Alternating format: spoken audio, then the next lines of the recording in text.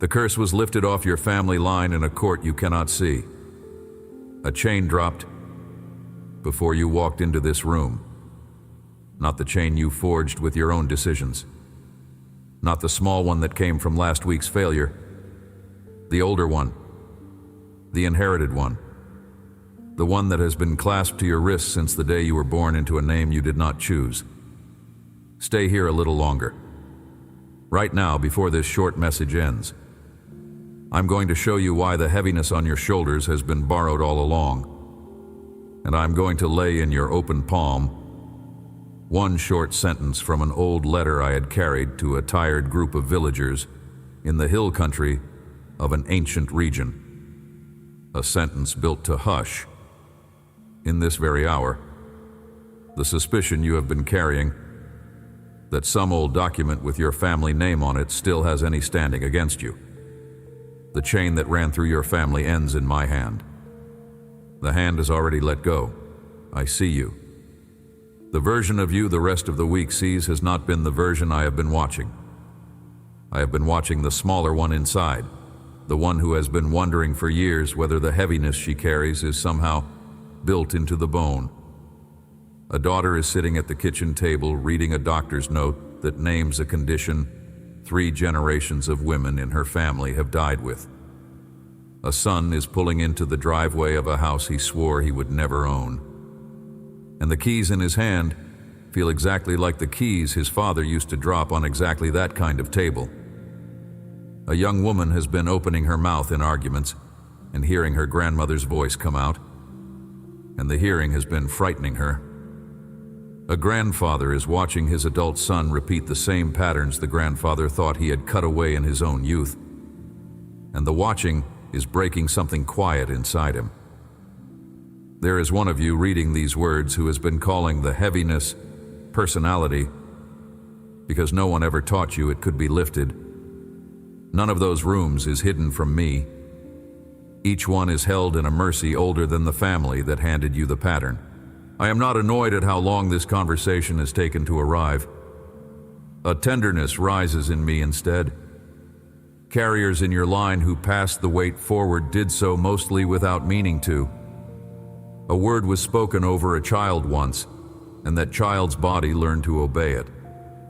That child grew up and spoke the same word, unaware, over the next child. So a chain was passed the way silverware is passed.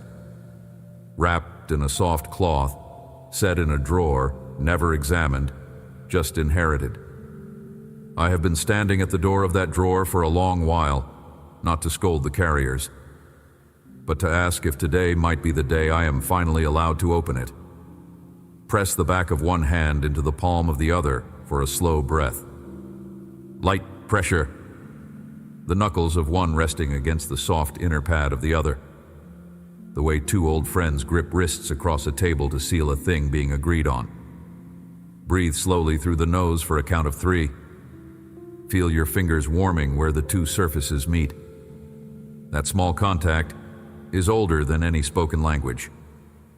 It is the gesture 2 human beings have made for one another whenever something heavy was about to be set down between them. The hand under your hand right now is not only your other hand.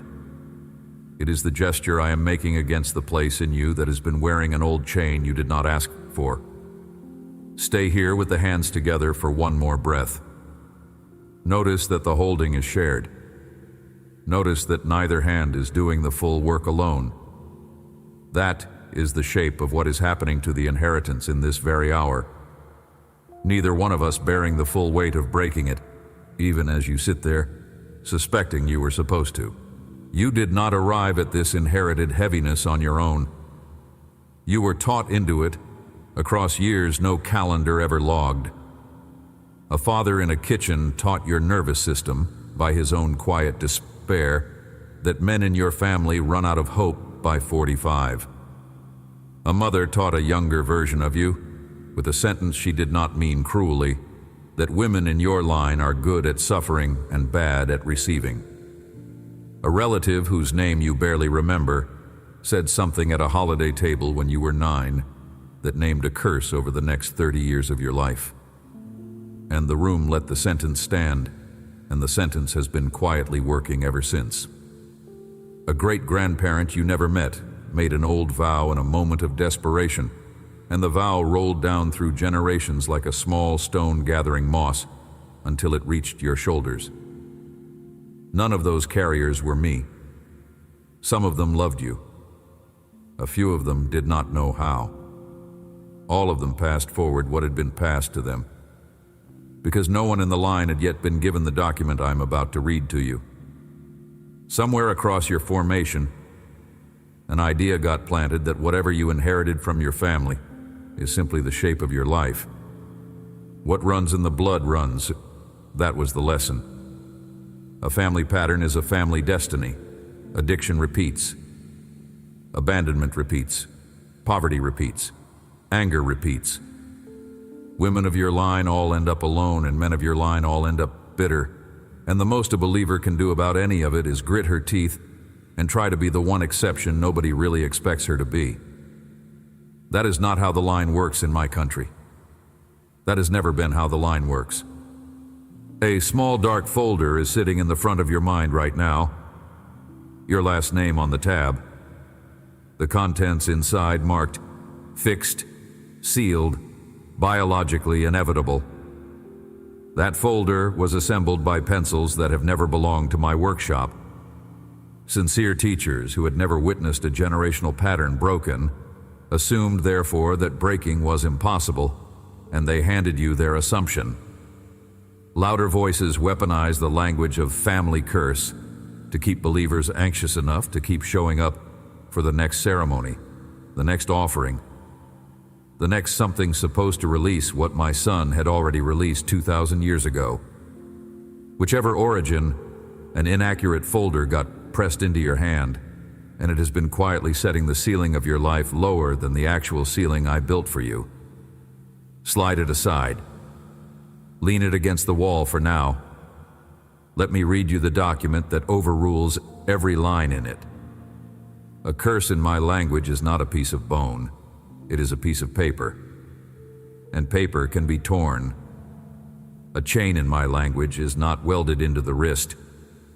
It is a legal document tied around it, and documents have authors, and documents have judges, and documents can be brought into a higher court and ruled invalid by the only one whose signature carries weight all the way down to the foundation of the world. You have been measuring the inheritance by the wrong instrument. You have been holding a magnifying glass to the bloodline when the matter was always being decided in a courtroom above the bloodline. Blood carries genetics. Genetics is real. But genetics is not the highest court in your story. The highest court is the one that issued a different verdict over your file the day a cross was raised on a hill outside a city wall in a country you have never visited. What was decided that afternoon outranks everything the family before you ever signed. Settle 1 foot flat against the floor beneath your chair. Press it down a small amount, no more than the weight of a closed book. Sense how the ground takes the weight without negotiation. Floors do not check a family history before they agree to hold. Floors simply hold. That same kind of holding is happening right now, underneath the part of you that has been bracing for an inherited weight to be the last word over your life. The cross is the floor under the family line. Whatever was being passed down has been intercepted by something steadier than the line itself, and the steadier thing has been bearing your weight the entire time, even on the days you assumed you were the one keeping yourself upright. Listen now. I want to lift one sentence out of an old letter and place it in your open hand. Hear it not as a polished verse on a Sunday slide, but as ink on parchment read aloud once in a small upper room far from any famous city, to a tired group of villagers who had been pressed by louder voices into reaching backward for chains they had already been freed from. Hear what I'm saying, even before the sentence arrives. Reaching backward for familiar chains is not unique to the villagers I'm about to describe. You have done it too. You have reached for an old heaviness because that heaviness was the shape you knew. Watch what I did for them, and notice that I did the same thing for you on the same afternoon. This sentence was set down in a letter I had carried to small house churches in the hill country of Galatia. Believers there were being pressed to take up an older religious code in addition to what my son had already finished. Every dietary restriction, every feast day, every ancient mark cut into the body. They had been free for a season and were now reaching, almost without noticing, for the very chains they had been freed from, because chains were familiar and freedom was not. Instead of arguing with the louder teachers about small points of religious code, I pointed through that letter at a single wooden beam on a hill where my son had been hung between two thieves on a Friday afternoon. On that beam, every old curse that any document of law could have spoken over any life was absorbed into a single body and exterminated there. Hear the sentence now the way those tired villagers heard it for the first time, sitting on a dirt floor with the wind coming through the door, knowing they had walked back toward chains, and knowing now, finally, that there was no need. Galatians chapter 3, verse 13. Christ redeemed us from the curse of the law by becoming a curse for us. For it is written, "Cursed is everyone who is hanged on a tree." Walk through it slowly alongside me. There is more living inside this sentence than the first pass will let you see. Christ redeemed us. Look at the verb, redeemed. Past tense, completed action. Not is in the process of redeeming if you behave. Not may redeem if your faith is strong enough today. Redeemed. A transaction was finished. A price was paid. An old document on which your family curse was written was bought out of the hands of the one who held it. A receipt sits in my books for what my son spent to retrieve the deed of your life from the registry it had been filed under. That receipt does not expire.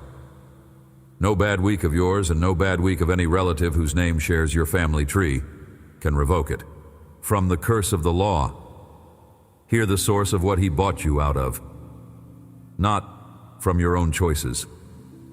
Not from your individual failings. From the curse of the law itself, the whole system by which any old document could speak any kind of binding word over any life.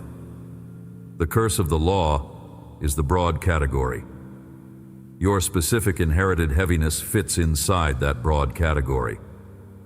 What he redeemed you from was the whole system that gave your family curse its legal teeth in the first place. With the system overruled, the specific case has no court to stand in. By becoming a curse for us, hold these 4 words for a beat. He became it. He did not negotiate around it. He did not soften it into a quieter version. He stepped into the place where the curse was meant to land and let it land on him instead. Picture him doing it. The son of the one who set the stars in their tracks, voluntarily walking under the weight that was supposed to crush your great-grandfather, your grandfather, your father, you, and the child you have not had yet. Picture him absorbing the weight inside his own body.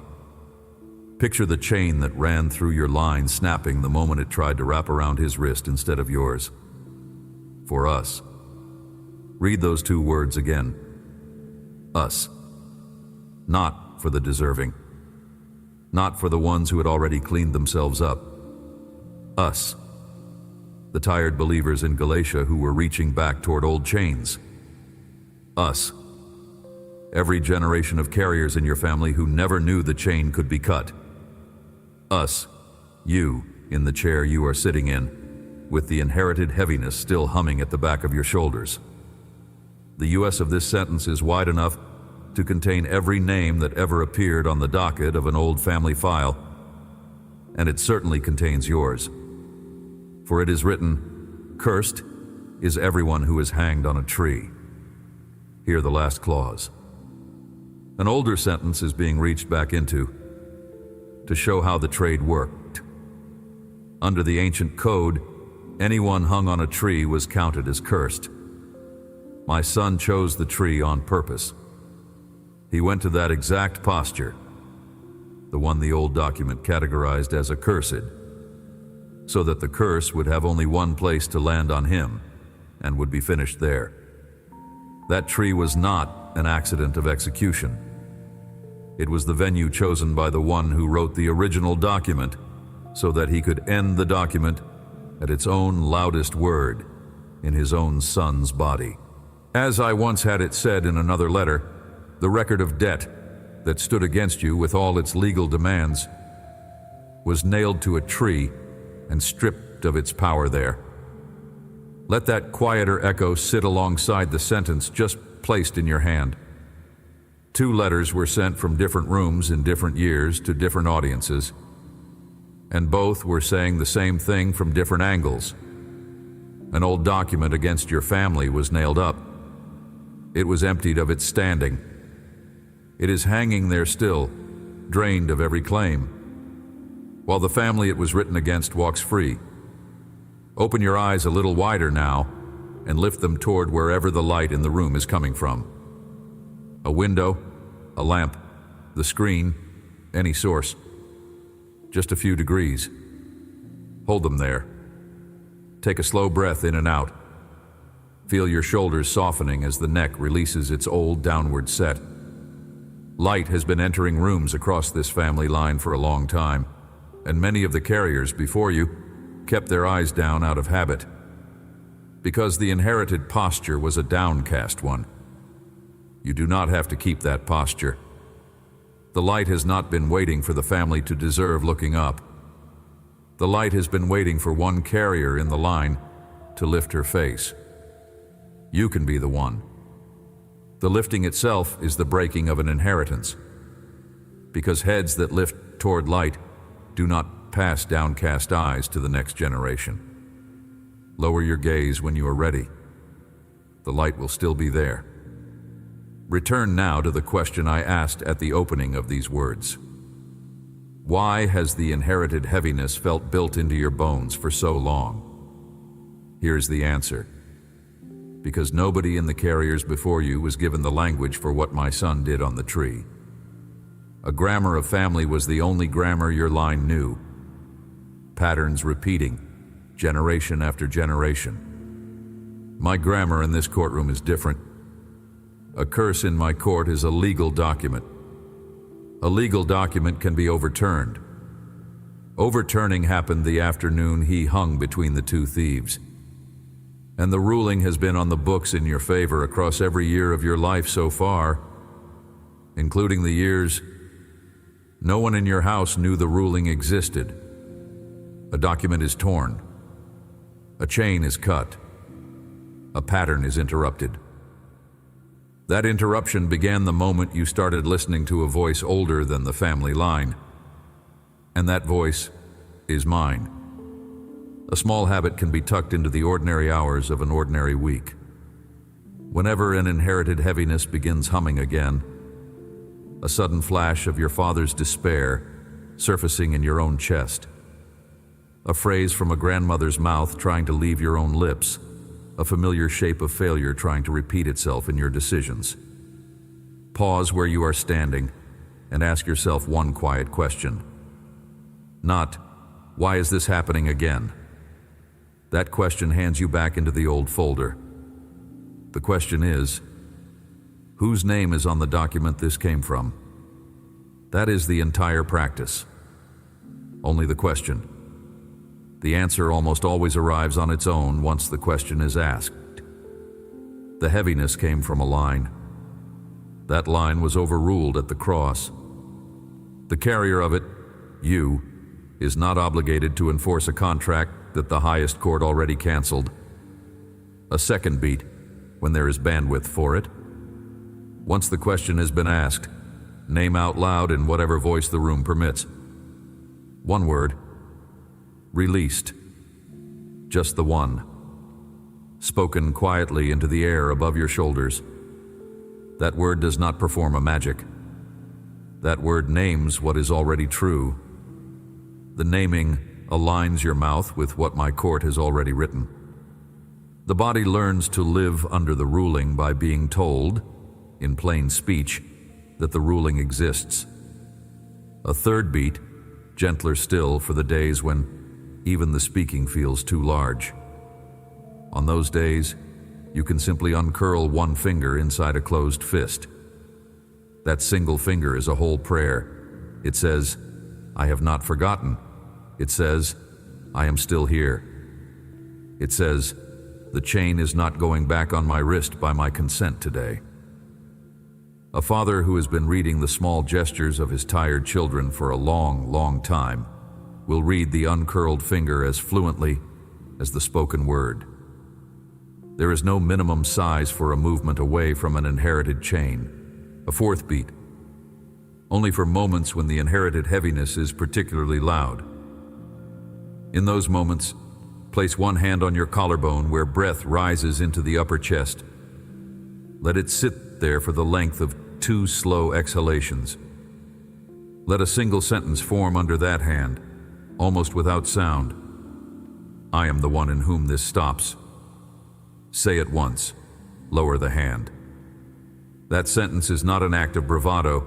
It is the simple naming of what has been operationally true since the moment my son chose the tree. You are not generating the breaking by speaking. You are agreeing, out loud, with a breaking that my court entered into the books a long time ago. Speech and ruling have begun moving in the same direction inside you. That is the whole of it. Initial passes through this practice will probably register as nothing in the interior. A first month of trying it may leave the chest unchanged.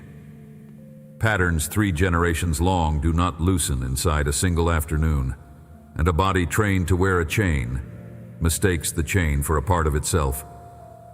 Give it a season. Somewhere inside that season, an old flash of family heaviness will arrive and linger a little less. A few months further on, a whole afternoon will pass before you realize you forgot to reach for the old shape.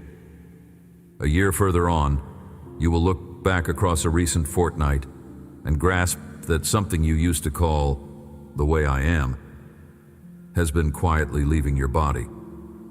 Not because you fought it, but because you stopped enforcing a document canceled long before you were born.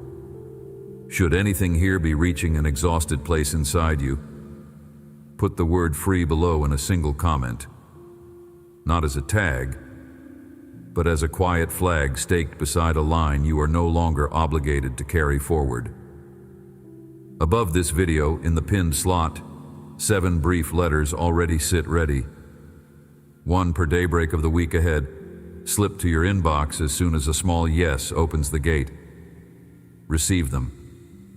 A direct word now to you who have been quietly afraid that the addiction in your family is a sentence written in your own blood. Hear me. Addiction in a line is a pattern. A pattern is a habit of inheritance. A habit of inheritance is exactly the kind of document my son took on the tree. What sits on your wrist is not a chain of biology. It is a chain of an old contract, and that contract was canceled. Walk out of it one small movement at a time. Walking out is the breaking. Such breaking is already underway. For whoever has been watching her own children begin to repeat the patterns she swore she would interrupt. Listen carefully. Patterns showing up in them are not proof that the breaking failed. They are the last gasp of an old document trying to keep its grip on a line that has, in fact, already been released. Your interruption is real. Such an interruption needs another generation to finish itself in the body. Keep loving the children inside that slow interruption. Their freedom is being formed inside your refusal to keep the chain on yourself. To the one of you whose father or whose mother never broke the cycle and died inside it, hear this also. The carrier before you did the best they could with a document they had not been given the tools to tear. They did not fail you on purpose. They were tired the same way you have been tired. The tearing they could not do for themselves can still be done for the line, by you, in their memory, on their behalf. The breaking flows backward in my court as well as forward. The piece of a line healed in one generation reaches, in my reckoning, even into the rest of the ones who could not heal it in their own time. To whoever is reading this from inside a body that carries an illness 3 generations of your family have carried, hear this gently. A body is real, and the illness inside it is real, and the curse over the family is not. Those are 2 different things, and the distinction matters. I am not asking you to deny what your body is doing. I'm telling you that the inherited shame around what your body is doing is not yours to keep. The illness has a medical name. The shame has a family name. The medical thing belongs to the doctor. The family name thing belongs to a torn document. Keep visiting the doctor. Set down the document. For the carrier in your line who is currently you, and who has been afraid that all this freedom talk will dissolve the moment the next hard week arrives. Listen, a ruling does not dissolve under hard weeks. A ruling holds across weather. The hard week is not a retrial. The hard week is the lower court making noise, while the higher court has not even convened a new session, because no new session is required. The original ruling stands.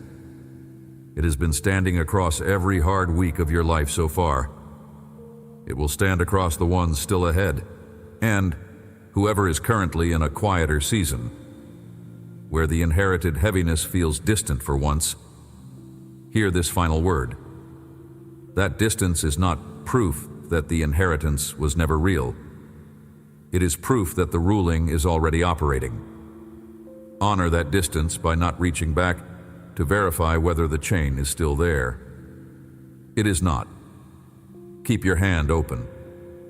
My hand has been holding the broken chain on the other side, and it has not closed and is not about to. Carry one quiet sentence into the lining of the ordinary week ahead of you. The chain that ran through your family ends in my hand. The hand has already let go. Murmur it at a stoplight when an old flash of the family heaviness rises. Press it gently into the soft place above your collarbone when an inherited voice tries to speak in your own mouth. Speak it into the dark when a worry about repeating an old pattern keeps you awake. Both halves of it remain true whether or not your senses confirm them in this hour. My court does not wait on your confirmation. A ruling is what it is. A release is what it is. Your line is held in a hand that is steadier than every name written across the back of the old document. When the first sign of the freedom begins reaching you, do not be startled by how quietly it shows up. Most freedoms do not announce themselves with trumpets. A pattern simply does not repeat one Tuesday. An old phrase does not leave your mouth at the moment it would have. An inherited despair does not rise in your chest at the hour it always did. Honor the small absence. Pause exactly where you are and breathe one slow exhale. Offer a small thank you under your breath, even if no other ear hears it. Such small absences are the previews of a fuller release, whose full disclosure waits in a season you have not yet stepped into. Most large freedoms surface in small absences well before they surface in obvious arrivals. Gather the small absences. They are evidence that the ruling is showing. Amen. Should today's words have reached a tired place in you, 7 brief letters are waiting inside the pinned slot just below.